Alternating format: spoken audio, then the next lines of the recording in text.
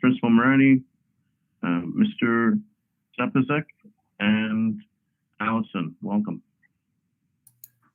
Thank you very much. I apologize. I was trying to work with another trustee to get her into the meeting, and I'll make sure that happens afterwards. So good evening, Mr. Chair. We would like to thank you for the invitation to present tonight on our joint partnership between Notre Dame High School, Sienna Telecommunications, and Digital Promise. We are exceptionally grateful to our partners. I would like to introduce our teacher champion, Greg Zapazek, who also runs Manufacturing Specialist High Skills Major, our Vice Principal, Prime, Dean Mariani, who has been instrumental in ensuring the successful implementation of this program, and our special guest student, Miss Allison Goodyear. Thank you as well to Principal J.P. Kluche, who is not presenting, but his leadership should not be understated. With that, Mr. Chair, I would like to turn it over to Mr. Zapazek.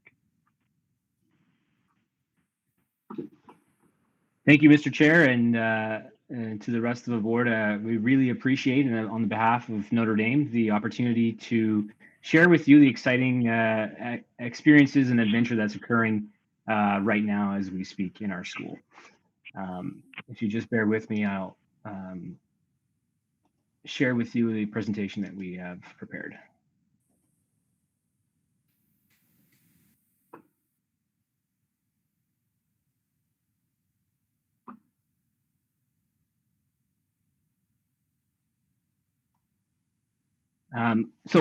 As you can see, Notre Dame High School, in partnership with the Sienna Corporation and Digital Promise, has implemented a new pedagogy practice referred to as challenge-based learning.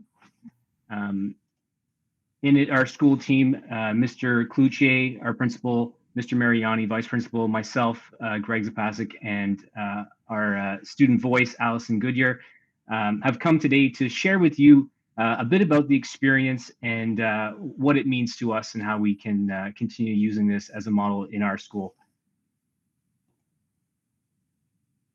The partnership that is occurring is provided through Digital Promise, and they provide pedagogical supports in their organization, as well as funding and mentorship, which is provided by the Sienna Corporation. And in turn, Notre Dame High School embarks on this enriching adventure by supporting student learning, by challenging students to direct their learning to matters that motivate them.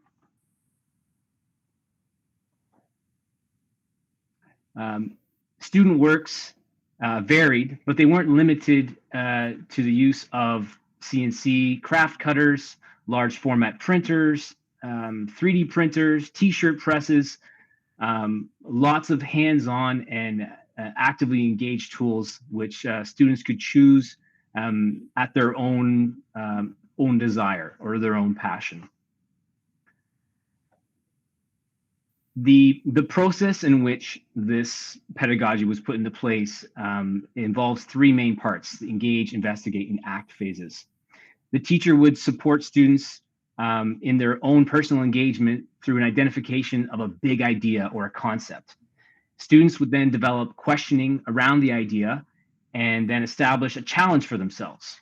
This challenge would in turn drive a series of investigations that related to research in the big idea or skill development required to accomplish the goal that's surrounded this big idea. The teacher then would find and develop resources that would support students in their goals.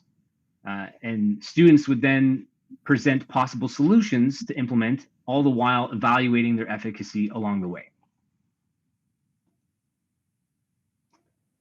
Challenge-based learning is integrated into a grade 10 introduction to business course. And an exciting outcome of this process was that a number of expectations were covered by students implicitly. The course covers major themes of business fundamentals, business functions, entrepreneurship, and of course, financing. All of these major expectations were addressed through student experiences in this course.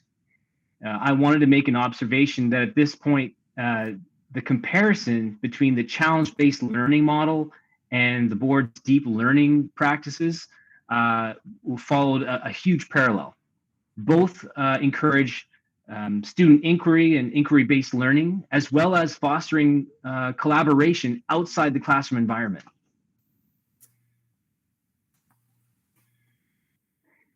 I also want to add that through student investigations, the following list of organizations were researched, and then efforts were made by students to contact them, albeit for supports or to donate funds to.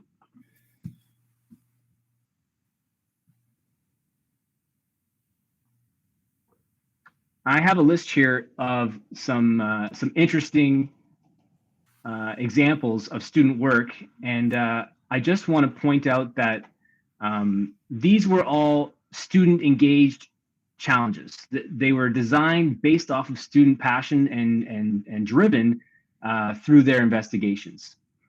I want to add that the big idea that was hinted at the beginning of this presentation illustrates the UN sustainability goals. And two of the major ones that were being addressed this term were quality education and life below water. Those were the big ideas students were engaging with. As you can see, there's some images here. There's one group that created a smorgasbord of media awareness and marketing projects that all had to deal with quality education in the world. And these teams worked on media campaigns, public service announcements made through the school's morning announcements, shirt sales, as well as a video game. And their website details more of their efforts. We've had another student who decided to take matters into his own hands and organized and orchestrated a shoreline cleanup, or in this case, a creekside cleanup. And the exciting opportunity for him was that he had an opportunity to collaborate with the city of Ottawa to determine a site location and organize some of the logistics that are necessary for this to happen. Another group decided to do a public awareness campaign by selling stickers in the hopes of getting students and staff and other people in the community to be aware of charitable organizations that do shoreline cleanups. Their fundraising would go to Ocean Life Organization, as well as the World Wildlife Foundation. And I have another student here that has been making T-shirts and selling them for charity, again to bring to awareness ocean cleanup, and using that as an opportunity to understand business practices. We have our student voice this evening that's going to be speaking after this slide, and I just wanted to identify that Allison has been motivated by aquatic ecosystems, and she's created a campaign partnered with the Ottawa Riverkeeper to bring awareness to invasive species. And it's not just the idea of bringing awareness that makes her story so exciting. It was that she utilizes the talents that she's been already cultivating to implement this. And I don't think that this could have been done in another learning environment where you can bring your own passions to place. So the idea of education through self-passion or self-driven ideas is something that seems to be really magical with this group. So without further ado, I want to introduce to you our student voice, Allison Goodyear. She is a challenge-based learning participant, a social activist, a musician, singer, songwriter, also a lifelong learner. So if you can, Allison, we'd love to hear about your initial thoughts of the project, how it progressed, some of the benefits and connections that you've learned and experienced, and how might this experience help you guide along your future in the pathway that you're choosing. Of course. Thank you so much, Mr. Zapp. So I just want to mention that I had never experienced anything quite like challenge-based learning before. It was just such a new concept because we had full creative liberty and autonomy for our learning, which was just really cool because there were no barriers.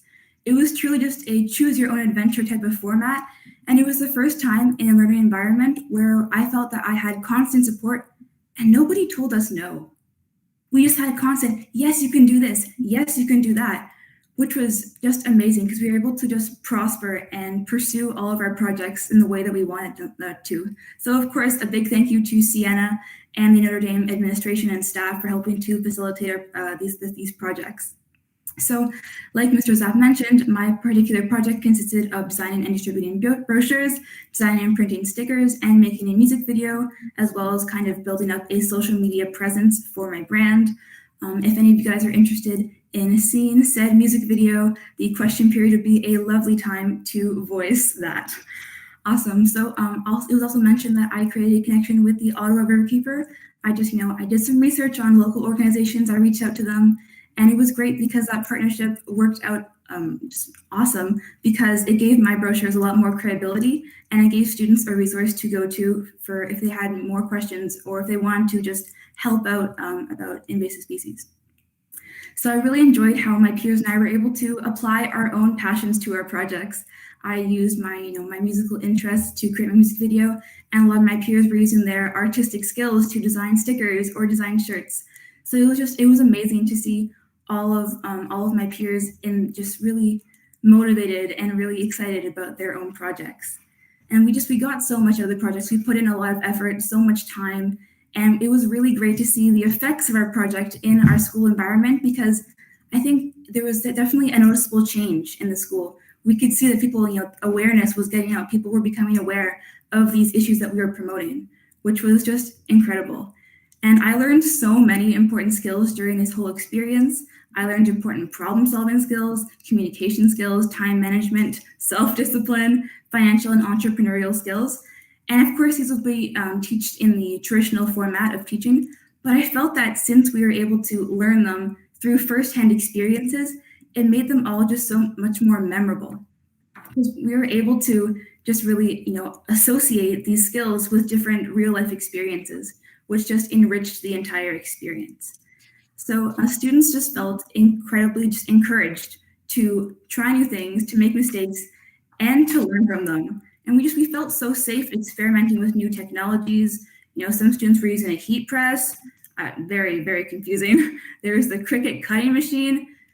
Yeah, we had to learn how to use them. We had no idea how to use them. So that was just it was great because we were able to learn how to use these new technologies. And now these are skills that we can add to our resumes, to our skill sets. So there's always that added bonus there. But many of us went out of our comfort zones to sell our brands, to sell our products, and to get the word out there. But I felt that a really important aspect of this challenge-based learning was that I didn't feel the need to be motivated by an end grade. I feel like sometimes in learning environments, we feel like we have to be perfect. We have to get that A. But during this challenge-based learning, I was able to just focus on my own project and really try my best. And I found that my real learning happened while I was making mistakes and while I was persevering and while I was problem solving. So in all, this experience has just completely changed my perspective on learning and how it happens because I feel much more comfortable taking risks and making mistakes. And it was just such an incredible experience that I'll forever look fondly on. So I really appreciate the opportunity to share my experience. Thank you, Mr. Zapp. Back to you. I so much appreciate your candor there, Allison, and through you, Mr. Chair, I'm just going to end on this last slide here. I know we're cut short for time, but it might be worth the board's interest and inquiry to talk about or ask about the educator experience and some of the key components there in terms of how this was implemented in the classroom. Thank you very much, everyone, and Mr. Chair, let me put that back to you for questions. Thank you very much, Greg. Questions or comments?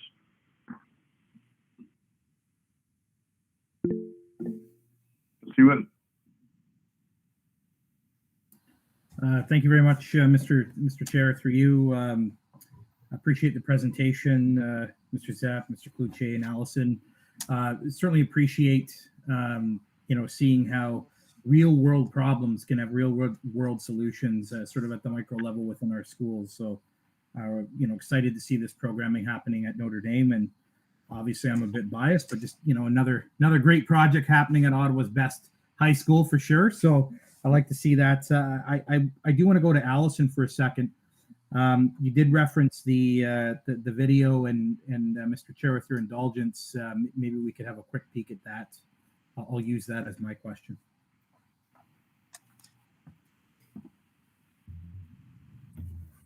Through you, Mr. Chair, Mr. Zapp, I'll call you Mr. Zapp too. Are you able to present?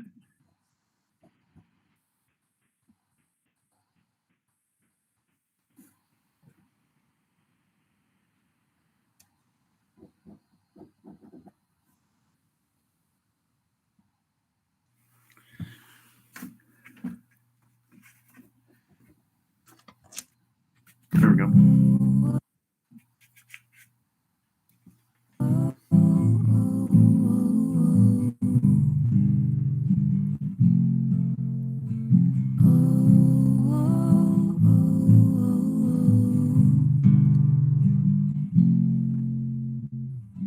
Secret muscles have been spreading in a hustle. They're the size of your fingernail, but the damages are on another scale. They're not leaving any room. They're causing algal blooms, leading to impending doom. Invasive species, bringing diseases. They're overcrowding our native species, and they're increasing. We gotta stop them, and it's our duty, 'cause humans brought them.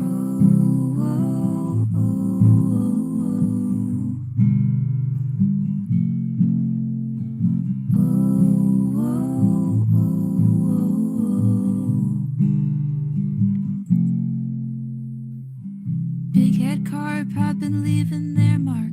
They were brought to eat the algae, but now the water's too clean. There's nothing left for other fish, a problem that we need to fix. Our ecosystems are at risk.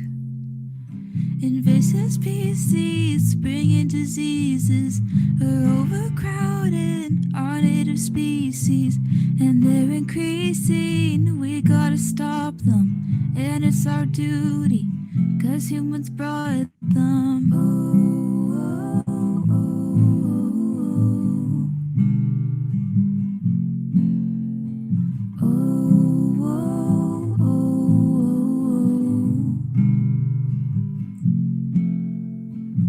Eurasian milfoil blocking sunlight from the soil. Yeah, it's dominating. Native plants abating. They should not be in our lake. The environment's at stake. Consequence of our mistakes. Invasive species bringing diseases. They're overcrowding our native species, and they're increasing. We gotta stop them, and it's our duty, 'cause humans brought them.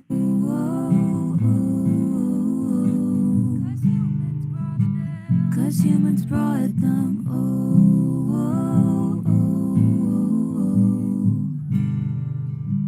'Cause humans brought them.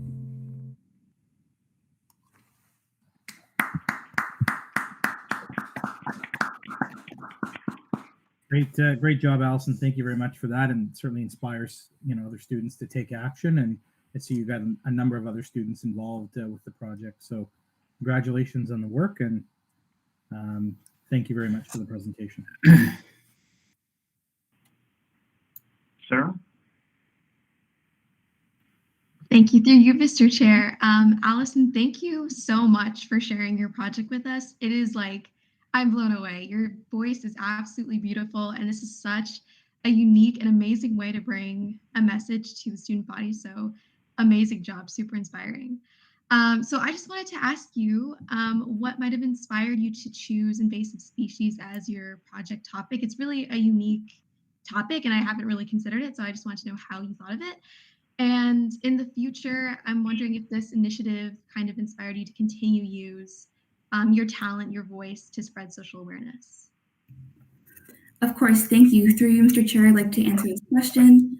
Of course, I've always been really intrigued by environmental issues and invasive species because I think it's really interesting how they can affect an ecosystem and completely destroy it, which is horrible. And I find that this issue is just, it's not talked about. It's glossed over, even in like science classes. But I thought that it needed a lot more attention, because these issues are like, they're long term. They're going to affect our ecosystems for many years to come.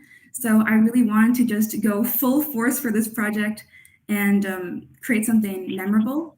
I was really excited to be able to kind of write a song about it and record it and compile a video with some clips of the Ottawa River, some informative pictures, as well as some kind of clips of my project itself. So I'm just really happy that it's being seen by other people, and I really hope that it can have an effect. And yeah, thank you so much for the question. Thank you so much, and great job again. Trustee Simpson. I'd just like to quickly comment too on what a fabulous project this was, and it speaks to me personally because we have a cottage on the Big Rideau, which is now full of zebra mussels. We cannot barely walk into our waterway without cutting our feet. So what I would like to ask you and encourage you at the same time is, have you considered reaching out to organizations like the Rideau Lake Conservation Authority to spread your message, bring your brochures, and even share with them your video? Because I think they would really love it. Of course, through you, Mr. Chair, I'd also like to respond to this question. I think that there are, of course, so many different ways this project can be scaled upward, and I would definitely love to reach out to other organizations. I'm really happy with the partnership I currently have with Ottawa Riverkeeper, but I think that it's definitely amazing to reach out to all these different contexts and be able to get my brochures and my video out to their line of contacts, because the more people know, the better it is for the cause. So yes, thank you very much for that comment, and I will definitely be looking into that in the future. Thank you. Trustee Lawrence. Thank you. So, Mr. Chair, maybe this is better for someone in the one of the administrators, but is it possible to have a project like this in other high schools besides Mr. Whittett's best high school in Ottawa? Is this a possibility that this will happen in other schools? Like, I think this is just phenomenal. So interject, I think one of the best 14 South high schools. I would agree with that. 15. Yeah. Through you, Mr. Chair. Sorry. Through you, Mr. Chair. I'll pass it on to Mr. Mariani in a second, but in fact, we do have the project is moving into St. Patrick's High School right now, and the challenge-based learning fits right within the deep learning model. So I think you would find through the city different opportunities where there is authentic learning. But Mr. Mariani, would you like to add to that? Sure. Through you, Mr. Chair. Yes, Trustee Lawrence, we have other schools such as St. Pat's, Mr. Edwards has discussed. And in addition to that, we've also worked closely with Ridgemont High School. We were fortunate with Mr. Zapp being a champion lead on this project that we were collaborating with that school board as well. So definitely there are opportunities for other schools to take on this challenge-based learning. It's wonderful. Thank you very much. Trustee Curry.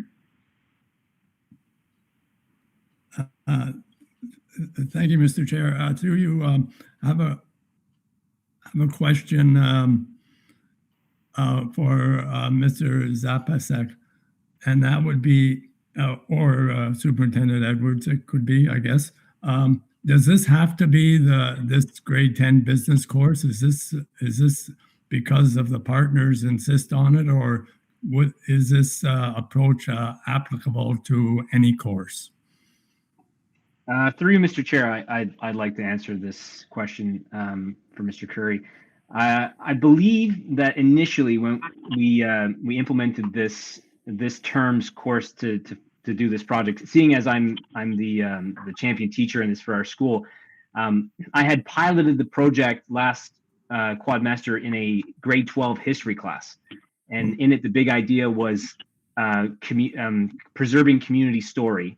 And so to answer what you're saying, I believe that it's not really necessary to be in a specific course. The pedagogy itself can be applied to any aspect. I think that the teacher that's implementing it would do best to just decide on the big idea that's being studied. And then that way student interest can drive the investigation in the course's overall theme. I think that's where I'm trying to get with that. So it's really not bound to a business course, albeit in our school, for equity reasons, there is only one section of this program running. So it was sort of like the best opportunity to take one class and provide them with the full experience without putting at odds any other course that's happening, more than one section of in the school. So that's the reasoning for it. Thank you. Oh, thank you. Mr. Chair, could I ask Allison a question? Go ahead. Allison, you mentioned in your presentation that this approach helped you learn problem-solving abilities. I was just wondering if you could share with us perhaps one of the problems that you encountered in your project and how you solved it. Of course, through you, Mr. Chair, I'd like to answer this question. So my project was definitely not without its flaws. There were many difficulties, but I think I'm really happy with my finished project. One of these specific challenges that I faced was with the cutting of the stickers, because the machine wouldn't calibrate properly. So it was very difficult having to learn how to use this new machine and to get it to cut properly, because it would not cut properly around the stickers. So it would use a weird excess white border, which obviously did not look very professional on my part. So we did some troubleshooting, tried some calibration methods and some adjustments of the settings.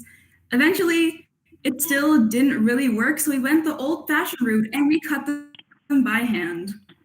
Oh. So thank you for the question. That was nothing like the old-fashioned way sometimes.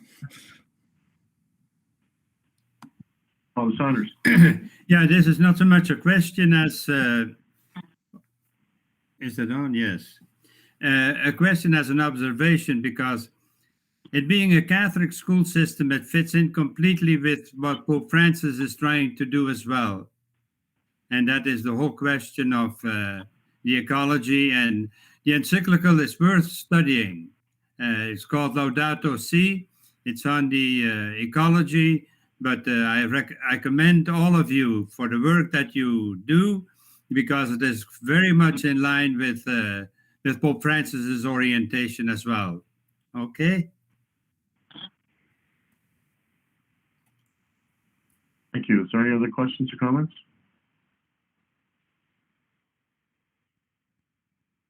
Thank you very much.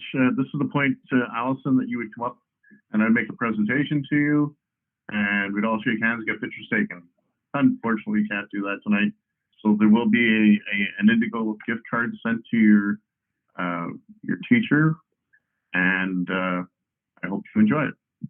Thank you very much for your presentations. Moving on to item G. Before I do that, Trustee Warren, are you on the phone? I'm still on the phone. Thank you. You hear me, Just wanted Mr. to Chair? say that Trustee. Yes. Just wanted to say that Trustee Warren is teleconferencing this evening. Item G, declarations of conflict of interest. Seeing none. Confirmation of the minutes of the regular board meeting of June 26, 2021. Can I have a mover, please? I'll move, Mr. Chair. Moved by Trustee Moore, seconded by Trustee Warren, that the minutes of the regular board meeting of October 26, 2021 be adopted as presented. All in favor? Opposed? Carried. There's no unfinished business from previous meetings. There's no trustee motions. Item K1, presentation and consideration of committee reports. And order the Superintendent of Special Education and Student Services read the SEAC minutes of September 15, 2021. Superintendent Benton. Good evening, Mr. Chair. To be received. Thank you. Can I have a mover, please? Trustee Curry, seconded by Trustee Moore. That's memorandum from the Superintendent of Special Education and Student Services dated November 2nd, 2021, entitled Special Education Advisory Committee meeting minutes of September 15th be received. All in favor? Opposed? Carried. Thank you, Superintendent Benton. Item L1, memo from the Superintendent of Elementary Student Success, read Blessed Carlo Elementary Virtual School. Welcome, Superintendent Montgomery, Ms. McGarry, and Ms. Belleville. Sorry. Thank you, Mr. Chair, and good evening. So I am pleased to be joined by Michelle McGarry tonight, Principal of Blessed Carlo Elementary Virtual School, and Cynthia Belleville, Blessed Carlo Extended French teacher. We will highlight the instructional approaches used in our elementary programs to meet the needs of all students, but most importantly, we will speak to the very important partnerships that occur between the home and the school in this alternative learning environment. You will hear about how our strategic commitments are alive through the innovative approaches our educators, administrative staff, and the faith community are using to support the students of Blessed Carlo. So next slide, please. Oh, the slides aren't up. Couldn't see. I think Superintendent Edwards is doing that for us. I can put them up if you... No, I apologize. Just some technical difficulties. Could you remind me the name of that presentation? Oh, certainly. It's CAV November 9th board meeting. Okay, I apologize. I have it. Okay.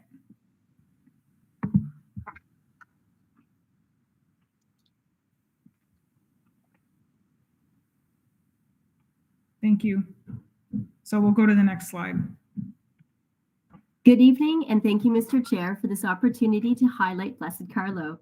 Being a virtual school serving students from kindergarten to grade 6, our staff is intentionally focused on developing strong relationships with our families through ongoing communication, open invitation to events, the creation of a family handbook, regular parent evenings, and a very specific school website, to name a few. To get a sense of our school makeup, here is the breakdown of our school by the numbers. Next slide, please. Physically, we are all over the city. We work in close partnership with these 7 schools. They host our VPs, our OAs, and house our Ontario student records. In these schools, we have designed innovative teaching stations by investing in webcams, document cameras, as well as second monitors and sit-stand desks to support our educators. Next slide, please. Blessed Carlo, we might be located all across Ottawa. We are still making connections spiritually and emotionally. To date, we have celebrated 2 masses at St. Elizabeth Church with only the admin team present. Mass was then live streamed to the entire school. Families were encouraged to join their children.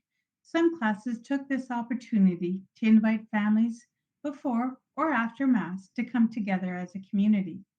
Our Mass server that you see in the picture was proud to serve her first Mass. She has always wanted to serve, but due to health concerns, was not able. Blessed Carlo's virtual community has opened up new, safe possibilities for her, other students, and staff members to experience on a regular basis. During wellness breaks, lunches, and after school, teachers provide opportunities for students to gather in clubs such as Minecraft education, social justice, dance, choir, and impressively, almost 50 students and staff members pray the rosary every Wednesday in the Rosary Club. Teachers and students are embracing the ability to be a faith-filled, strong virtual community. Next slide, please. Families are crucial to our commitment of Be Well. They help us to ensure their children are calm, alert, and focused on their learning. Our specific asks: to set up a learning environment that is organized and distraction-free. Cameras need to be on, engagement check-ins from parents are crucial, while still allowing for student independence, and body breaks around the house are fully encouraged. Specific to students who have an IEP, families support environmental accommodations and self-regulation goals in collaboration with our resource team and educators. Recess looks different in our school. Off-tech and outside during wellness breaks is highly encouraged. To support our families, we adjusted the length of these breaks to make this request more doable. Parents are amazed about how much effort this takes. Additionally, families are also present during restorative circles and are experiencing firsthand how students are actively involved, repair relationships, and work towards making better choices. I have had many conversations with families following one of our circles. They are inspired to try them at home. Lastly, we provide excellent virtual theater productions and art activities while our educators attend monthly PD in the afternoon. We encourage families to join together to take a break and enjoy. Upcoming in our ongoing parent sessions, Dr. Richard Bolduc, our board's mental health lead, will join us for an evening session to discuss student mental wellness, followed by a question and answer period for parents. Next slide, please. Blessed Carlo is embracing deep learning. Students are being asked to think critically and communicate their work in new ways that are now beyond the four walls of a classroom. Students are using all parts of their houses to find new ways to fully express themselves for performance tasks that now require them to show their thinking rather than just pencil to paper. Kitchens are getting a new workout, and teachers are experts in modeling. My dream has come true as a teacher. I am officially a one-to-one classroom. All students have a computer. I can teach coding, applications to create stop motion, movie creation, and most importantly, I can differentiate without anyone in the class knowing, thanks to HEPARA. The dignity of the person can be easily respected in virtual education. Differentiation can come in many forms. Maria, who you see here recycling in her family garage, is a strong student who needs a challenge. I challenged her to the kids' code, working with the Sustainable Development Goals. She was counting her family's plastic consumption, which led her to creating her own website. I tweeted this photo out, which led her to being interviewed and being asked to be on the Kids Code 2030 Student Leadership Board. Virtual education for teachers also means flexibility and easy collaboration. Where else but in virtual education can I run a club with almost 200 students present? Teachers are finding new ways we can collaborate, quickly meeting during a wellness break, joining our classes together efficiently, no hallway walks, move quickly in and out of virtual presentations such as a museum in Toronto, and if assemblies are not at a convenient time, we can watch the recording later in the day. Next slide. As you can see at Blessed Carlo, we take the "What did you learn at school today?" question to a whole new level. Our masses are well attended by families, and the conversations don't stop there. We are able to take portions of Father Martin's homily, listen to them again, thus further exploring his impactful teachings as we build our inclusive community at Blessed Carlo. Additionally, our students' exploration of the scientific process is enriched through parent support. We definitely wouldn't ever have all children making goop in a brick and mortar school, or have a Rube Goldberg machine taking up a stairway and end in a family pet being fed. Completing experiments isn't a must, as all students can join in with their predictions and observations. To support our families, we keep the materials needed simple and open-ended and give families advance notice of what is needed. Next slide, please. We may be in our homes, but students are traveling more than ever. With breaking down the school walls, we are opening up the world in virtual education. In this first video, a grade 1 teacher asked the families, "What does Canada mean to you?" Each family submitted a photo. Students shared how each family is different, but we are all Canada. Students are sharing more about their cultures. We are in their homes. We are meeting their pets. We're hearing their little brothers or sisters scream. We are closer together. Sometimes a student is sitting in a hospital bed in Toronto Sick Kids, or a student has to make an emergency visit to grandma's house in India. We are traveling together now. As a social studies teacher, I want students to hear from experts, Indigenous elders, storytellers, and experience what I cannot offer. When Alla from the Inuit Center visits, it is authentic. We have a flow and ease in virtual with our visitors. Families are joining us more often in our classes.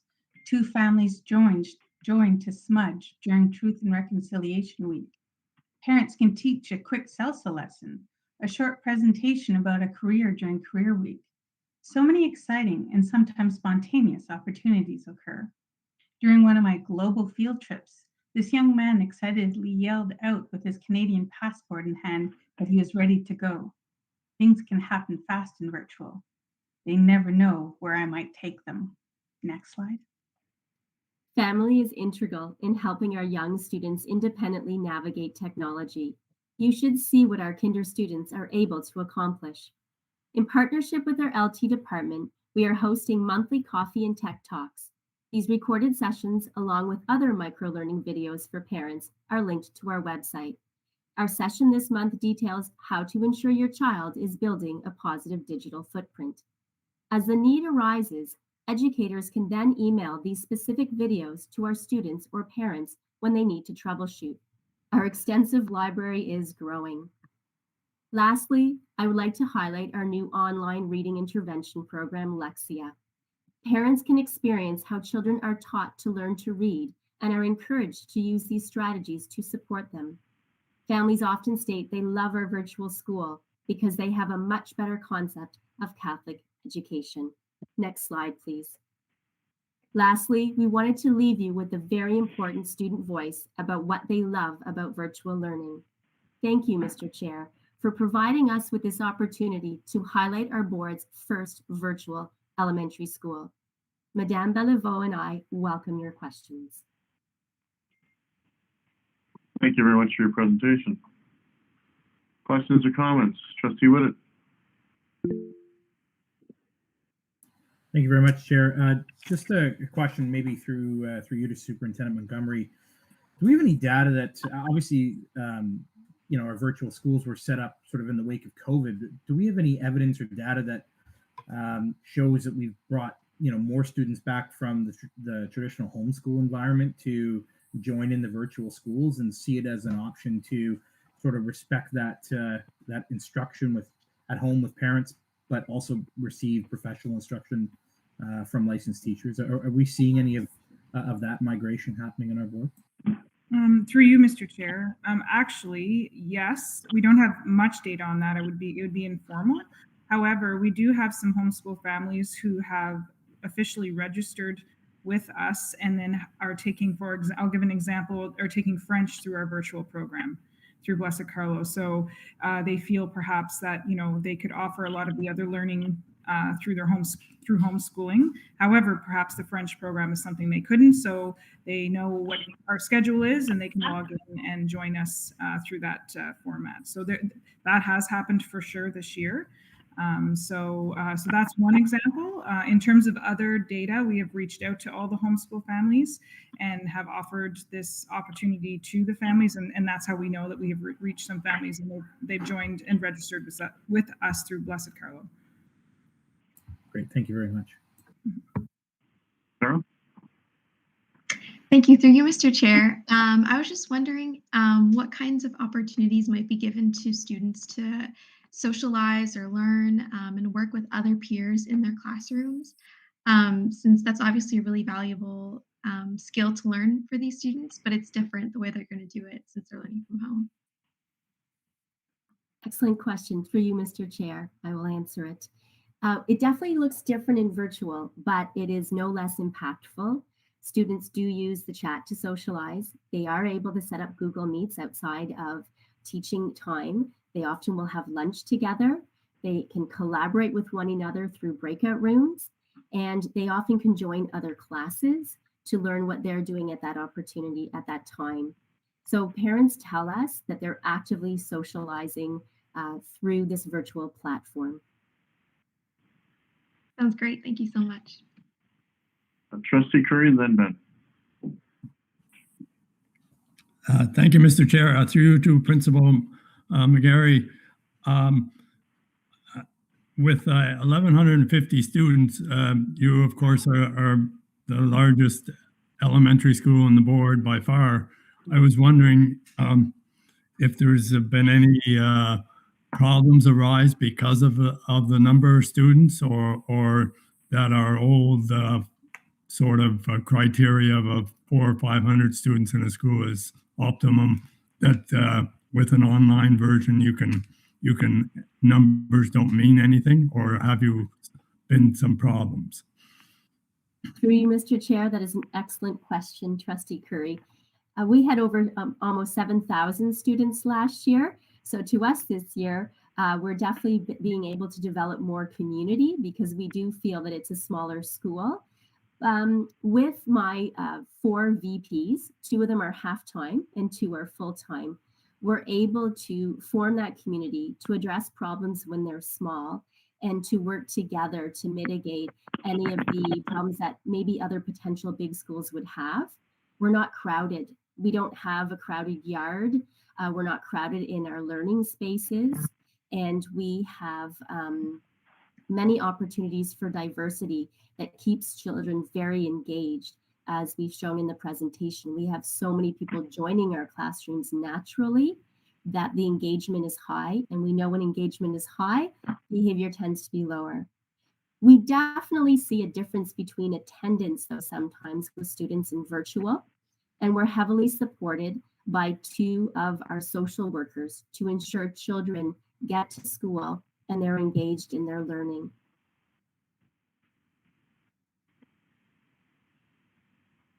John, you're on Thank mute.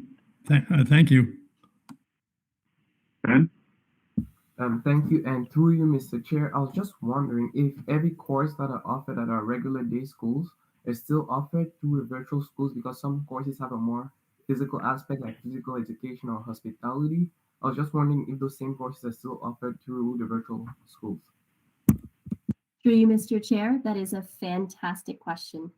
The only curriculum that we don't evaluate is gym. Fundamental movement skills are very difficult to teach to younger children through virtual, but that is the only thing. We do offer our health curriculum and assess and evaluate it, as well as every other type of curriculum that's available in an elementary school.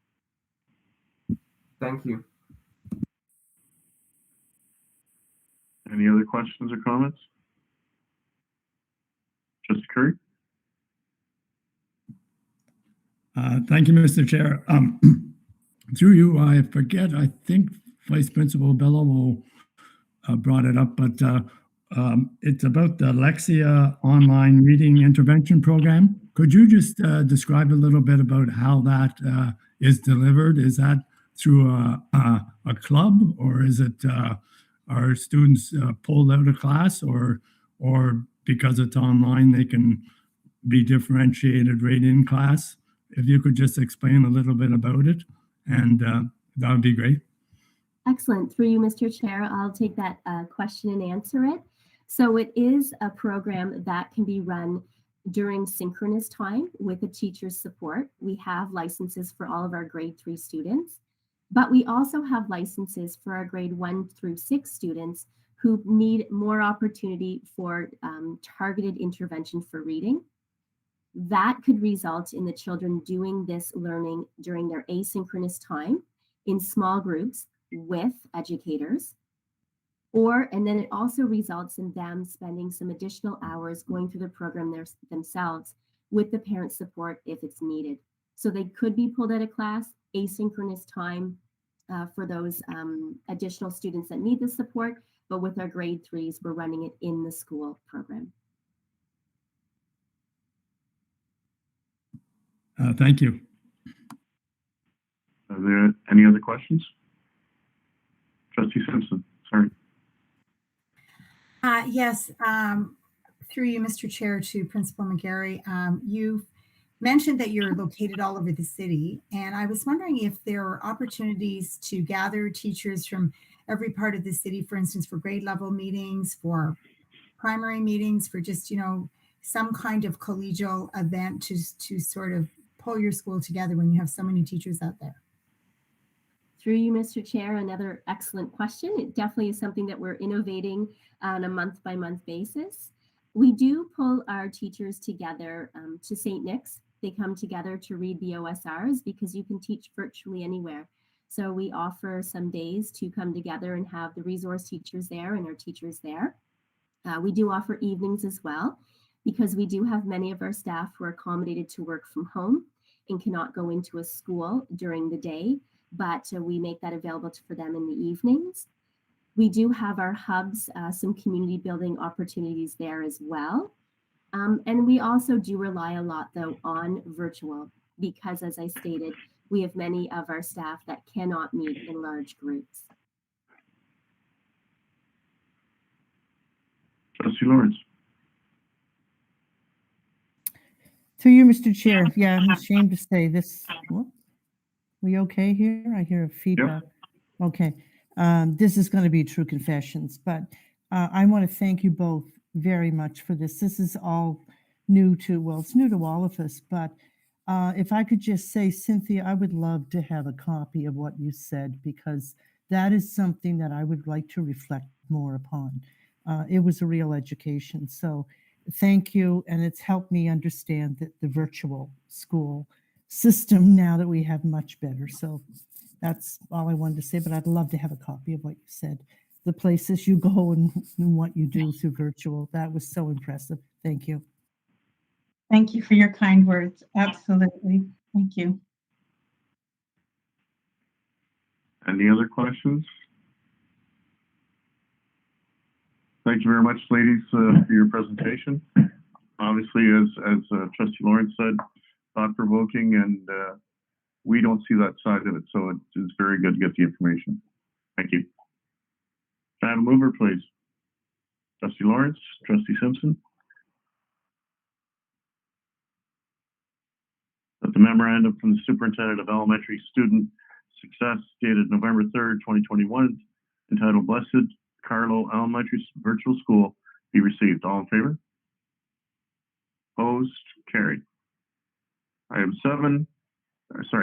2, memo from the Superintendent of Leading and Learning, read demographic data gathering. Welcome, Superintendent Keeley. Thank you. Through you, Mr. Chair, for receipt.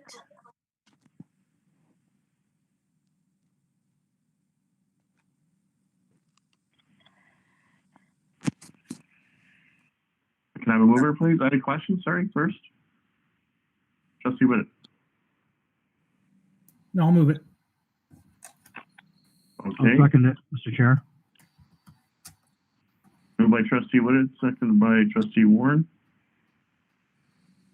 That the memorandum from the Superintendent of Leading and Learning dated November 3rd, 2021, entitled Demographic Data Gathering be received. All in favor? Opposed? Carried. Thank you, Superintendent Keeley. Item 3, memo from the Associate Director of Education, read COVID-19 update differences in a year. Welcome, Associate Director Donaghy. Thank you, Mr. Chair. It's my pleasure this evening to give you an update on COVID. As you know, part of my role as Associate Director is the COVID lead. Thank you to Jeff for putting up my slides. So we'll go to the first slide or the next slide. So what I tried to do is show you the difference in a year. So we're in November of 2021. So I tried to take a snapshot of what things would have looked like exactly a year ago in November of 2020. So in elementary, so in our students in kindergarten to grade 6, parents would have done the self-screening tool a year ago, each day before their child went to school, and they continue to do that today. However, the screening tool is a little bit different. And you will remember probably last year that both the provincial screening tool and the Ottawa Public Health screening tool indicated that if a child had a runny nose, they had to self-isolate and get tested for COVID. Fast forward a year until today, November of 2021, there are now two sets of tiers or two tiers to the screening tools. So if you were to go, if you had a child this age, or it's the same for high school students, they tend to do it themselves. But when you do the screening tool, a symptom such as a runny nose, would prompt a screen that comes up and says, please stay at home, because of course we don't want anyone at school if they're sick, but you only have to stay at home until the symptoms resolve within 24 hours. So once they're getting better over a 24-hour period, you can return to school, unless it's one of the symptoms that is deemed a COVID symptom. So something like a fever, something like a loss of taste or smell, then the prompt when you do that screening tool with your child would say, you must isolate or get a COVID test. And if the results come back negative, you can return to school. If they're positive, you follow the direction of OPH. So that's a significant change in a year. You may also remember that a year ago for masks, the province had students at this time only in grades 4 to 6 for the elementary age kids wearing masks. So now we know that students in kindergarten to grade 6 are wearing masks. So the screening tool is a little bit more sensitive, but we're also making sure that we have as many mitigating factors as we can. In terms of classes, we still really are not mixing classes, but we have a little bit of freedom now that everyone's wearing masks. Students can mingle a little bit. So for instance, if we had a reading program this year, we could bring kids from different classes. As long as they're wearing their masks and keeping 2 meters distance, we can mix for a very specific purpose a few students. Similarly, we can use our Learning Commons much more than we could last year, but we're still keeping students mostly in their classes. And you'll see we've allowed some sports. So if we could go to the next slide, please. For intermediate, the big one for our 7 and 8 students is lockers. They can now use them. As you can see, we have clubs, intramurals. The masking, again, was for grades 4 to 12 this time last year. So 7/8s wore masks. They're still wearing masks, not a big difference. The big difference for grade 7/8 students is that 12-year-olds can get vaccinated. And so it used to be over the summer that you had to be actually on your 12th birthday before you could be vaccinated. I believe in August, the government changed that anyone born in 2009 could get vaccinated. So even our fall babies who would be turning 12 this year at the beginning of grade 7 could start to get vaccinated. So now when we have a case of COVID in one of our 7/8 classes, the high-risk contacts, so these are the students that Ottawa Public Health deems are at risk of having been exposed to COVID. They do not all have to isolate. Last year they did, and this year it's dependent on vaccination status. So for our grade 7/8 students who have been vaccinated, if they are a high-risk contact of someone who tests positive for COVID and they do not have symptoms, they do not have to self-isolate, which obviously has great benefits for their academic and social and mental health being able to be in school. So we could go to the next slide, please. So for our high school students, we've seen quite a lot of differences. You can see all the things that we're doing now. Even some of them have changed since September. So we had music, but we didn't have the wind instruments. Now we do have wind instruments as of November. So that's great news for our high school students. One of the key differences is my third last point on the slide. So as you may remember, in Ottawa last year, high school students in grade 9 through 12 could only come to school every second day. So we called it cohorting. So only half of each class was in person each day. So that changed in September. So certainly right now, our high school students are coming every day. Now we have what's called a Quadmaster System. So in the Ottawa Catholic School Board, we're following the Ministry of Education guideline, which said that students can only be in 2 classes per day if they're in high school. And what we've decided is, as Ben and Sarah, our student trustees would know, is they take 2 in-person classes for a quadmester. I believe it's 44 days, and we're getting close to the end of Quadmaster 1. And then they will switch to 2 different classes for the Quadmaster 2. There has been a lot of concern in the media and other areas about hybrid model and about a modified semester. And we don't do either of those in the Ottawa Catholic School Board. So our students are following, as I said, just 2 classes a day for half a traditional semester and then 2 additional classes. We're still waiting for direction from the Ministry of Education as to what we can do in second semester. We do not yet know if we can go to the traditional semestering where the students would take 4 classes a day. So we're waiting for direction. As you recall, our second semester starts in February. So the masks, again, are not different for high school students. They were wearing them last year. They're wearing them again this year. What is different, very similar to the 7/8 students, is, again, if a high school student tests positive for COVID, any students, so usually students in that class or on the same bus or on the same team, would be deemed high-risk contacts. And last year, all of those high-risk contacts had to self-isolate. This year, they do not, unless they have symptoms or they're unvaccinated. So for vaccinated, symptom-free, high-risk contacts, they do not have to self-isolate. We'll go to the next slide, please. So I'm just going to talk briefly about testing. So we know when you need to get tested for COVID-19, there's something called the PCR test. I've written the long name there, but I really don't I'm not able to explain the test more than that. But the polymerase chain reaction, or PCR test, is the gold standard test.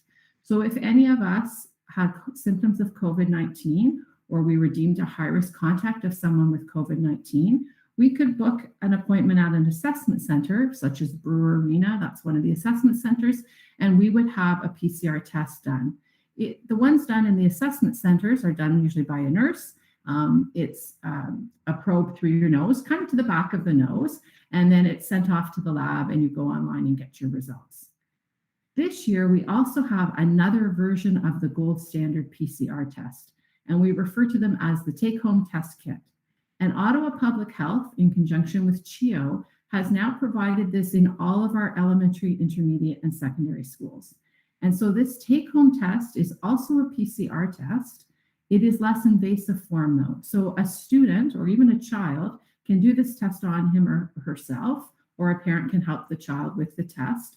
It's still the gold standard PCR test, but instead of having to reach the back of your nose, it's a swab that's simply done in the cheeks, the front part of the nose, back of the tongue, I believe.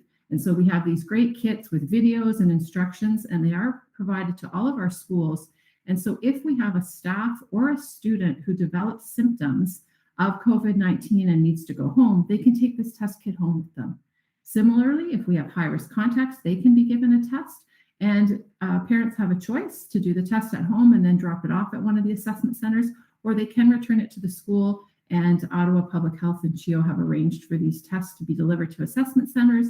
You simply go online and get your results. So those are the gold standard tests, two forms of the PCR test. You probably have also heard about rapid antigen tests. So just so people know, this is not a PCR test. It cannot be used on symptomatic individuals or HRCs, my short form for high-risk contacts. And if you do use a rapid antigen test and you get a positive, it has to be confirmed with the PCR test. So at this point in Ottawa schools, we are not using the rapid antigen test for students. It is something that the government has said we can use, and in conjunction with our public health unit, we may use this as part of a screening tool, but we currently aren't. And if I could have the next slide, please. So just very quickly, I'll go over some of the developments in our dashboard. So as you know, vaccinations for 5 to 11-year-olds are coming. We're waiting for Health Canada to approve them. We have been told there'll be Ottawa public health sites, pharmacies, and we will make schools available after school hours or on weekends. So not during school time, it'll be with parents. We've also heard lots about the province opening up. We may have less or fewer, a lessening of restrictions in schools. We're still waiting to hear details about that. And similarly about the dashboard, I get many questions, so I'll try and clarify that. When we have a case of COVID in a staff or student in our schools, the principal works with the nurse, and the school community is told about the case, obviously in a confidential, not in a confidential, in an anonymous way, so we don't identify who has COVID. And the next day I post that on the website. The Ministry of Education has asked us or directed us to post when classes or cohorts are closed, only when there's an outbreak. So that's when those cases are posted. And if I could go to the next slide, please. This, I won't go through the details, but just to let you know that, again, the Ministry of Education has asked that we report on vaccination of staff. I think we're on our 4th template. So each couple of weeks, we get a different template, and we're asked to report on different data pieces. This is the most recent one that was posted October 20th. And I believe we will be posting data as per the ministry's direction tomorrow as well. And if I could go to the next slide, please. So in a minute, I'm going to just ask if you would like to just read these. I have some comments from elementary, and I'll get Jeff to go to the intermediate and secondary. You can just read some of the comments. But I did forget one item about masks. There has been some confusion about masks at recess. So I'll just take a moment to answer that question, which I've had many times. So the Ministry of Education said that we did not have to have kids wearing masks at recess when the school year started. Ottawa Public Health chose to err on the side of caution, which the 4 school boards supported, and they asked us to have students wear masks outside if they were not in their cohorts. And so that's why we have a difference at different schools. So if kids are in their cohorts at recess, they can take their masks off. But if their school is such in terms of numbers, small fields. They may be mingling, and then as an added precaution, students would wear their masks. So hopefully that's addressed some of the questions, and I'd be happy to answer any more, Mr. Chair. Thank you very much. Questions or comments? I have a question, Mr. Chair. Go ahead, Trustee Wood. Thanks. Through you, Mr. Chair. That's a great summary and great presentation on the COVID in a year and a past. I have a question just around the sports and what impact that has had on the different schools. I know that, for example, in the school my daughter's in, it's sports seem to be back to somewhat normal. But are you finding that we are back to normal with all the different sports, or have we gone down to a lesser version of what the sports look like in different schools? Through Mr. Chair, that's an excellent question. It really depends on the panel and the school. So I would not say we are completely back to normal. So in our high school sports, at this time, I forget which sports, but cross-country running, for instance, football, we would have the fall sports at the high school level, at the competitive level, going towards OFSA, which is the Ontario Championships. And OFSA has decided for fall sports that there will not be provincial championships. So any of our teams who are competing would stop with the city championships. So that's one difference. We have mask requirements. We have attendance requirements for contact tracing if we have COVID, all those kinds of precautions. But we do have, to the trustee's question, the vast majority of our high school sports now participating, and much different than last year. So we're not quite what we were pre-pandemic, but at the high school level, we're certainly getting closer. At the younger levels, we still have a few precautions. So it's a little bit more limited, but it's definitely much more open than last year. Thank you. Trustee McEwen.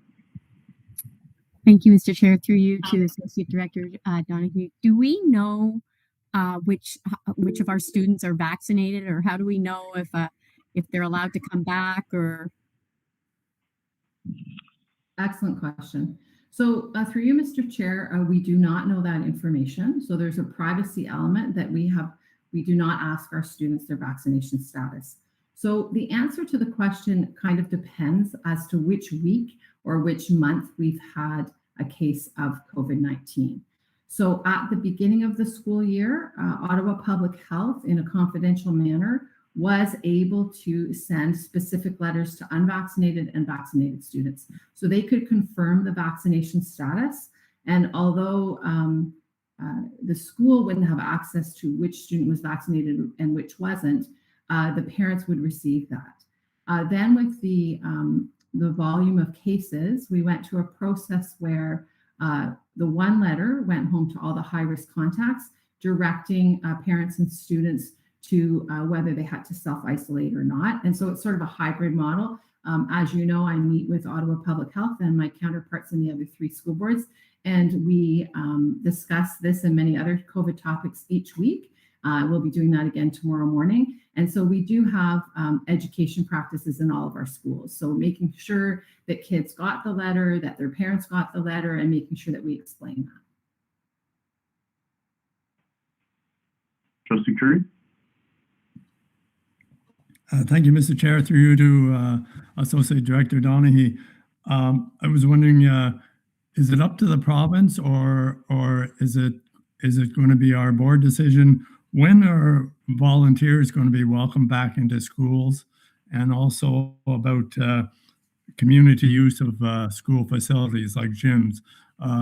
Is there any headway on either one of those, or do we have to wait for the province, or what are the circumstances that might facilitate those two things happening?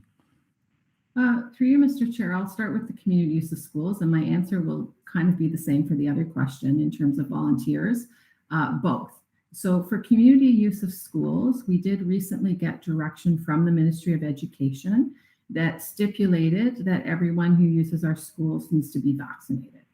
So once we got that information, so for a community use of school, so sorry, anyone who uses our school through a community use of school permit needs to be vaccinated. So that automatically means 12 and above right now. And so we are in the process. I'm working with my colleague, Superintendent Bala. We are in the process of reaching out to our community use of school parties to see if they are still interested in using the schools and if they can follow our requirements. So they are not open yet. I wish I could give you a date, but every week things change. So we hope to open up many of our schools to community use of schools with those restrictions in the next little while. The new piece of information that has come in the last week or two is that in my weekly meetings with Ottawa Public Health, they are very optimistic that we'll have vaccinations for 5 to 11-year-olds soon, and they have asked for our schools. So what I don't want to do is offer a whole bunch of schools to community use of schools, and then before they get in there and start their programs, we say, no, now we need them for vaccination. So to the trustee's question, Mr. Chair, we're just trying to work out those logistics. And so many of our schools, but probably not all of our schools, will be open to community use of schools shortly. Obviously, where we can, we would like to provide our schools after school and on weekends to help with the vaccination of 5 to 11-year-olds. So that's the community use of schools question. To the volunteers question, I believe we have already sent out to all of our volunteers through our volunteer coordinator, the paperwork and the form that they must fill out to be volunteers in our school. And we already have some volunteers in our schools. So for very specific purposes, once they have provided all their documentation, they will be in the schools. Some already are, and we will be gradually rolling that out. So again, we're in that process. It won't be wide open, but we will be opening it in the next few weeks. And a supplementary, Mr. Chair, just to follow up on that, would you say their paperwork and stuff, does that mean they have to show they're double vaxxed? That's correct. So for, if you recall, our policy on vaccination of staff and volunteers indicated that our volunteers do need to be fully vaccinated. So we're working on making sure that we have all of that paperwork. Oh, okay, thank you. Is there any other questions or comments? Trustee Whitted? Yeah, thank you, Chair. Just to pick up where John left off on the community use of schools piece, Associate Director Donahue, you mentioned, that we would potentially be reaching out to some of our community use of schools partners and keeping them updated and maybe offering them the opportunity to come back when the time is right. When you say reaching out to those partners, so those are sort of longer term partners that we've had, existing long-term relationships with, or will this be sort of the call out to communities that organizations can book a one-off day, or will there be some restrictions on the type of use, community use initially? Yeah, through you, Mr. Chair, I probably didn't answer that original question quite accurately. We have always accepted the applications for community use of schools. So we have all of those applications already through our process we've always used. We just have not permitted them to use the schools yet. So we are going back to those schools and to those permits rather, or those requests for permits, and we'll be processing those through a systematic order. We do have priorities, like it has to be 12 and over. Obviously, we can't right now allow under 12-year-olds into our schools through a community use of school permit because the Ministry of Education has mandated they must be vaccinated. And as we know, children under 12 cannot yet be vaccinated. We also will prioritize youth programs. And again, over top of that, the overlay is which schools Ottawa Public Health is asking us to provide for vaccinations. So we're very close. We just have to make sure that we're not offering schools that may need to be used for vaccination. And then we're working through that. So we won't be putting out, apply now because we already have all of those permits. We accepted them through our normal process, and we just have been communicating with community use of schools people who applied that we weren't open for those yet, and we will be soon. Trustee Curry? Thank you, Mr. Chair. Just through you quickly to Associate Director Donahue. From the stats you gave there in your presentation, 184 staff have not yet submitted the forms. And I was just wondering, are any of those staff in contact with students, or are they assigned to other tasks, or do they have attenuation steps taken to make it safe for students and fellow staff? So an excellent question for you, Mr. Chair. That number changes every day, right? So our HR staff is working with all of our staff who have not completed all of the paperwork. And so I can't give you specifics because I don't know what they are as of today. That was the data as of October 20th. I believe we're posting again tomorrow. But for people who have not completed their attestation form or are not doing the rapid antigen testing, we have mitigation strategies in there. So extra PPE would be provided for them to wear. We're escalating the letters that they receive, that there are deadlines, and staff who do not comply will be put very soon on unpaid leave if they are not vaccinated and refusing to do the rapid antigen test or not giving us the results, which I believe is 3 times a week now is the requirement. So hopefully that answers the trustee's question. Trustee Moore, then Trustee Wood. Thank you. Through you, Mr. Chair. Associate Director Donaghy, I'm just really looking to the future. And so if our fingers are crossed and March, the mask mandates are removed, and the schools, I would assume, be shortly after, depending on our vaccination rates and whatever Ottawa Public Health says, could we expect a decision sometime near April, May as to graduations this year then? So through you, Mr. Chair, there's a lot of ifs in that statement. So I am optimistic, as is the trustee. And I think all of the things she said are true. All I have is what you have of the provincial government's announcement that possibly in March, I believe, there would be a removal of the mask requirement.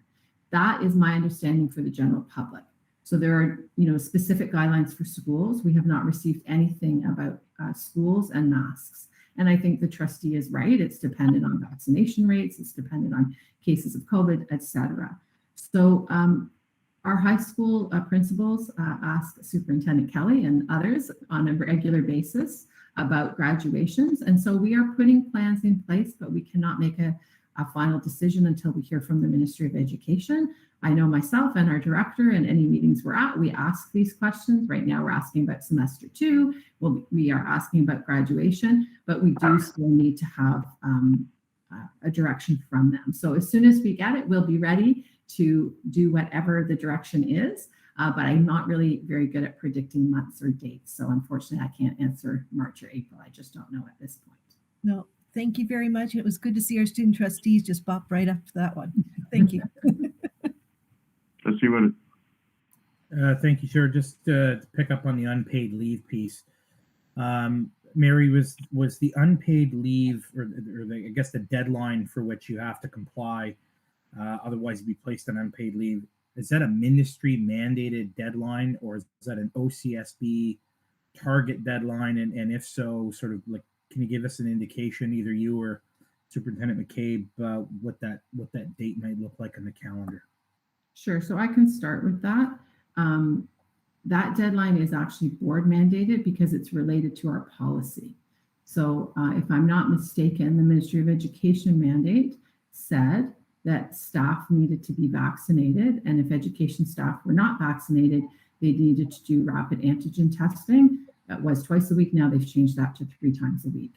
Our policy that the trustees supported and passed earlier on in this school year indicated that what our consequences would be. And as you know, there were many consequences leading up to dismissal eventually. But right now we're at the stage of unpaid leave.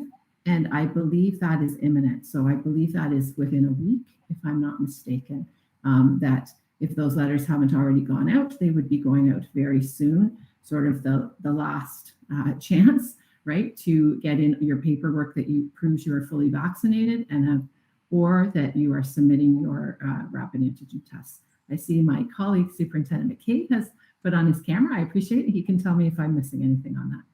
Yeah, thank you, Mr. Chair. Just to add to everything that Associate Director Dunny's mentioned so far, the good news I'm happy to report is that the numbers are really starting to trend in a positive direction.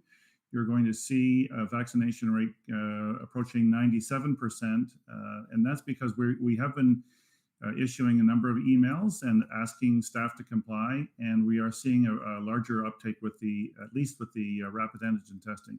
So the letters and the emails seem to be having a positive effect, and absolutely to Trustee Whittett's question, on November the 15th, there will be some staff, we're working hard to minimize that number as much as possible, but some staff will be put on paid leave until they can demonstrate, and we hope as quickly as possible, that they will comply with antigen testing or vaccine. So the attestation forms it's an ongoing process, obviously, and we look forward to getting that number moving in the right direction, as I said. And Mr. McCabe, I hate to correct you, but I think it's unpaid leave, right? I heard paid leave, but I believe it's unpaid leave on November 15th. Pardon me. It is leave without pay, unpaid leave, correct. Thank you. Thanks, Steve. I knew that was coming up, but I couldn't recall the exact date, so thank you so much. Okay, thank you. Is there any other questions? I have one question. Does OPH come back with any kind of timeline for vaccinations for 5 to 11-year-olds yet?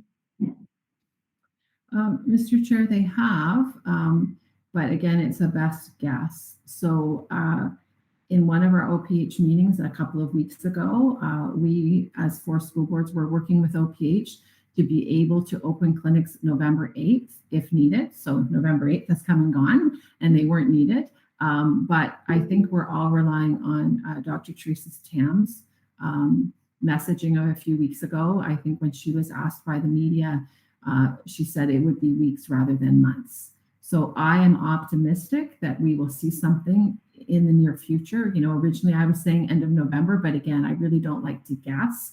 Ottawa Public Health has not received an exact date, nor have we. I think they would share it with us if they had. We have a great relationship. We're just all working very hard so that once the vaccination is approved for 5 to 11-year-olds and Ottawa Public Health receives their allotment of doses, that we will be ready to put those vaccinations in the arms of our young children the next day. So I can't say definitely. Every indication is that it will be very soon, but we have not been given a date yet. Thank you. Mr. D'Amico and I have a weekly meeting with Minister Lexia, and today he did the same thing, late November. So, but that's a positive note. Trustee Simpson. Yes, through you, Mr. Chair, to Superintendent Donaghy. Has Public Health had communicated anything to you about a communication strategy for parents of young children who seem to be, according to the media, much more reticent about getting, especially the younger children, vaccinated? It would be nice to know if they were planning a large rollout as the vaccine is, a large education rollout as the vaccine is released to these younger kids. So through you, Mr. Chair, my understanding is they are. The communications team at Ottawa Public Health does meet as well every week with the 4 school boards and their communication teams. So our manager of communication meets with her counterparts in Ottawa Public Health communications team. Obviously, we're all about education, and so we give all of our unsolicited or solicited advice about how we think this can be educated. And Ottawa Public Health is very receptive to that. I think nothing's finalized yet, but I think it is multi-pronged.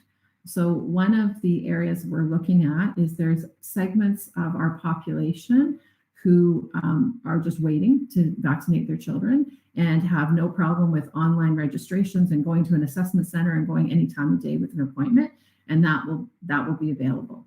We know that through Ottawa Public Health.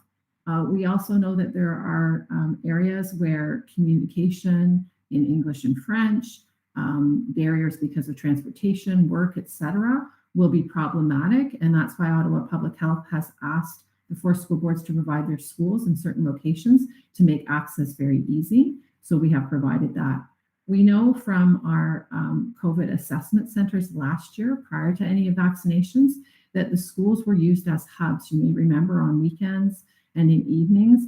And we really have a lot of evidence that our schools are a great place for this to happen, because the principals have a great rapport with their community, and they can explain things. And so that's part of the multi-pronged approach. In terms of the specific communication strategy, I don't know all the details yet, but I can tell you that they're working very hard on that, and they are asking for support from the school boards, and obviously we're giving our advice and support to that. So I'm optimistic that it'll be multifaceted in many languages, and we'll be trying to overcome any of the barriers that exist. Is there any other questions or comments? Seeing none, thanks very much, Mrs. Downey, for your presentation. It's obviously the number one topic, and people have all sorts of questions. So thank you. Can I have a mover to receive the report, please? Trustee Whitted. And Trustee McEwen. The memorandum from the Associate Director of Education dated November 3rd, 2021, entitled COVID-19 Update, Differences in a Year, be received. All in favor? Opposed? Carried. Item 4, memo from the Director of Education re Strategic Commitments Updates. Director D'Amico, welcome. Thank you, Mr. Chair. You'll see on the memo on pages 10 and 11 that I'm bringing you an update on the multi-year strategic plan, along with an overview of how the work done by board staff results in really more detailed plans that flow from our strategic plan. So I won't highlight all of the documents in the memo, but I'll just share a few of them as I speak. So you'll see that last year, trustees provided our board staff with direction to continue the previous 3 years with a focus on be well, be community, and be innovative. I don't think that is sharing, so I'm just going to close that. These 3 strategic commitments have served us well as a guidance system during the pandemic, and will continue to guide our work during the years 2022 to 2025.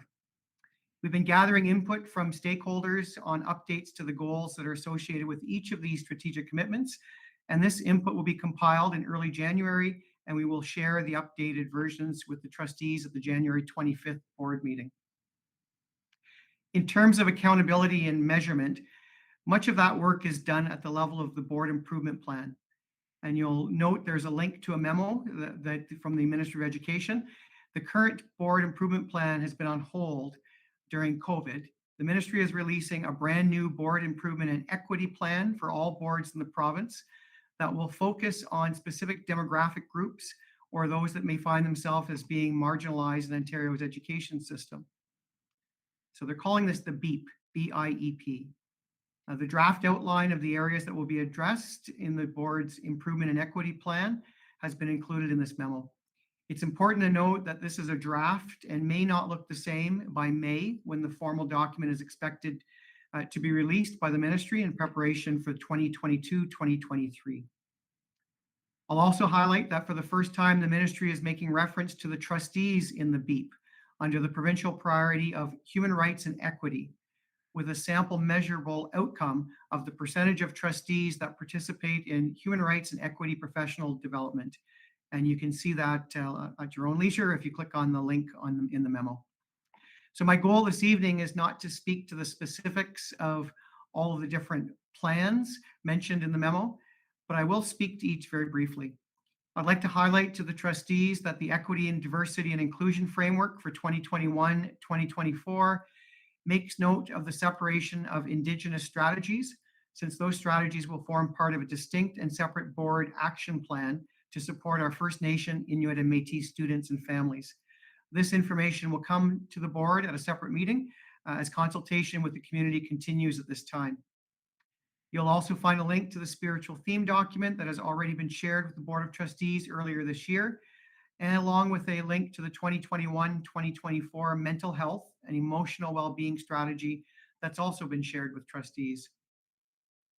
The special education report has been included, and Trustee Moore, Trustee Curry, and Trustee Simpson as the alternate are aware that the review of the special education report is a regular part of all the SEAC meetings. Finally, the way that your strategic directions for our board make their way to the school is through the school improvement plan. During COVID, we did not ask for the school improvement or SIP updates from our schools. The SIP will be modified for next year once we see the ministry board improvement and equity plan templates. These templates will need to be modified to ensure that we're able to focus on our unique Catholic identity in each of our school plans. So just like the board, the schools are on a journey of continuous improvement and reform. And we use the deep learning framework to guide our work in teaching and learning with a focus on global competencies. I'd like to thank our key parent groups that volunteer their time and provide input to the board on many of these plans that have just been discussed. We're very fortunate to have CSPA, PIC, and SEAC as the voice of many parents from across our system. Other partners that help to inform our various plans include our student trustees, the Student Senate, our Black Student Advisory Council, our superintendents, our associations and unions, our principals, and other leaders through our CLL, which stands for Central Learning Leaders Community, our Equity and Inclusive Education Committee, our Equity Advisor, the Indigenous Education Advisory Council, the Diocese, our Faith Animator, and other committees and focus groups that, along with the work of our researchers, influence all of these plans. And of course, you, the trustees, through your work on committees, through retreats, your work on the Trustee Support Committee, also influence all of these plans. Finally, once the plans are created, we have talented staff working in the communications department that help to brand the documents and share the information with our schools and school communities. Mr. Chair, I hope that this brief overview, I've been able to highlight the wonderful work through the different workflow that takes place, all starting with the strategic directions that you as a Board of Trustees provide to board staff. And I'd be pleased to answer any of the easy questions that you may have, and I'll direct any difficult questions to the talented team of superintendents that ensures these plans are implemented in our system. Thank you, Mr. Chair. Thank you, Mr. D'Amico. Trustee Moore. Through you, Mr. Chair. Thank you, Mr. D'Amico, for this. I'm looking at the new BEEP document, or imagined BEEP document. And what caught my attention right away was the emergent priority, the learning, recovery, and renewal. And the third one of the re-engaging of students, that we've got to increase the percentage of extracurricular activities, which is teachers' volunteer time. And is this the first time the ministry has mandated an increase in the teacher volunteer time? Through you, Mr. Chair, I'm going to answer the trustee's question. I'll just share the document so people can see what's being referred to. This is a draft plan. So we have not implemented any of this document.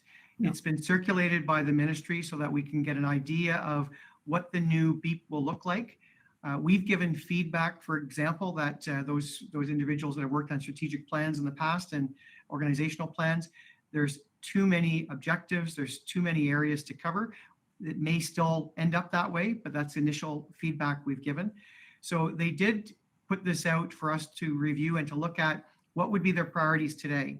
But we've not shared this document formally with our schools. We're not starting to measure any of these areas.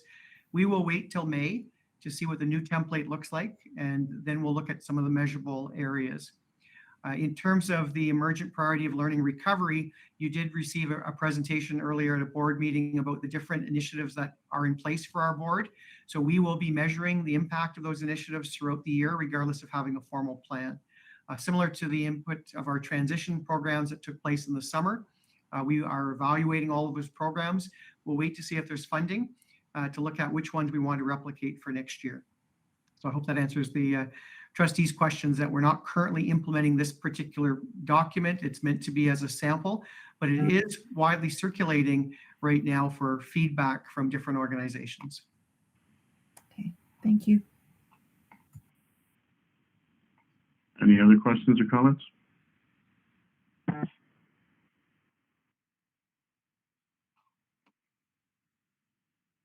Seeing none, can I have a mover, please?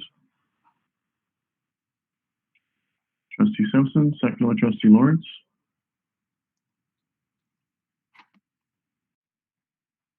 That the memorandum from the Director of Education dated November 3rd, 2021, entitled Strategic Commitments Update be received. All in favor? Opposed? Carried. Item 5, memo from the Director of Education regarding cancellation of the board meeting of March 22nd, 2022. Mr. D'Amico. Thank you, Mr. Chair. You'll see the timelines on the memo on page 12. We are recommending that the board meeting of March 22nd be canceled, and should there be any urgent or pressing needs, the chair of the board can certainly call for a meeting to replace that. I'm happy to answer any questions. Thank you. Questions or comments? A mover, please. Trustee Curry, Trustee Woodett. The memorandum from the Director of Education dated November 3rd, 2021, entitled Cancellation of the Regular Board Meeting of March 22nd, 2022 be received, and that the regular board meeting of March 22nd, 2022 be canceled. All in favor? Opposed? Carried. No new business, no notice of motions. Move for the confirmation of the action report of August 26th, please. Trustee Simpson, Trustee McEwen.